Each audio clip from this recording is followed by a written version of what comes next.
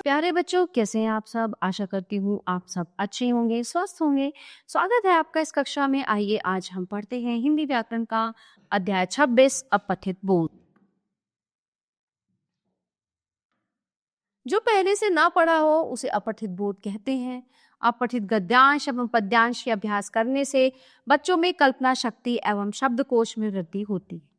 अपठित गद्यांश एवं पद्यांश को हल करते समय ध्यान देने योग्य बातें।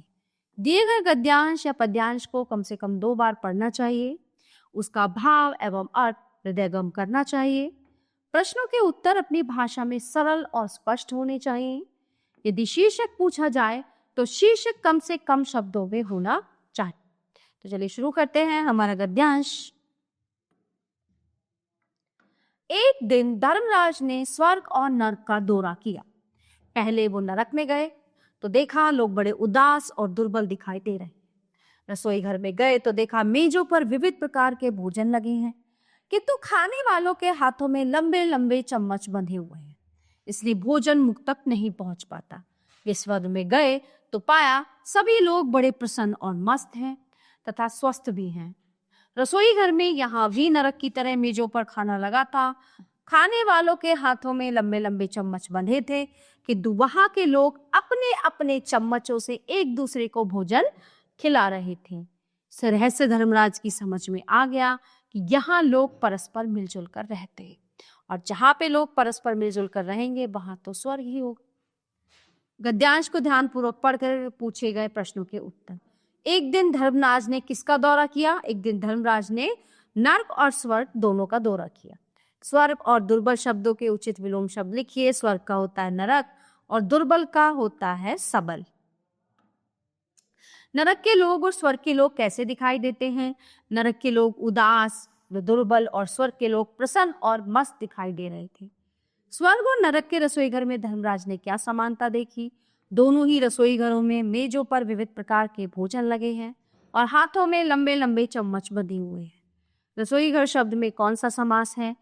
रसोई घर शब्द में तत्पुरुष समास है। उपयुक्त गद्यांश का उचित शीर्षक लिखिए।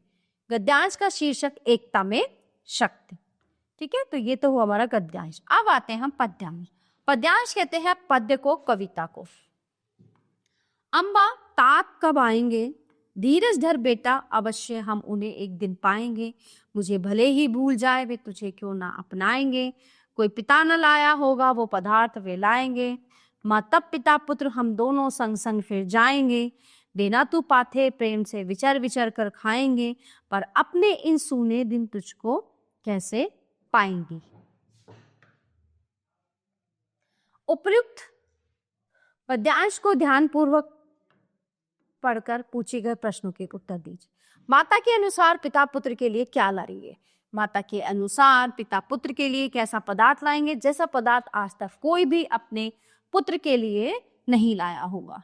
पुत्र क्या सोचकर प्रसन्न है? पिता के आने पर पिता और पुत्र दोनों भ्रमण यानी घूमने के लिए जाएंगे। माता द्वारा दिया गया खाना दोनों घूमने के समय प्रेम से खाएंगे। पुत्र ये सोचकर खुश है। अम्बा शब्द के 4 पर्यायवाची लिखिए। अम्बा माँ, जननी, जन्मदात्री, माता। प्रेम शब्द का तद्भव लिखिए। प्रेम शब्द का तद्भव प्यार है। उपयुक्त पद्यांश में पुत्र किसके आने की राह देख रहा है? पद्यांश में पुत्र अपने पिता के आने की राह देख रहा है। तो प्यारे बच्चों, यहाँ हमने सीखा अपठित गद्यांश और पद्यांश। गद्य का मतलब होता है एक पैराग्राफ, एक कहानी, ठीक है, और पद्य का मतलब होता है कविता। तो दोनों को अच्छे से समझा और जाना। तो प्यारे बच्चों, ये पार्ट 1 पे समाप्त होता है। आशा करती हूँ आपको अच्छे से समझ आया होगा। मिलते हैं अगली कक्षा में। धन्यवाद।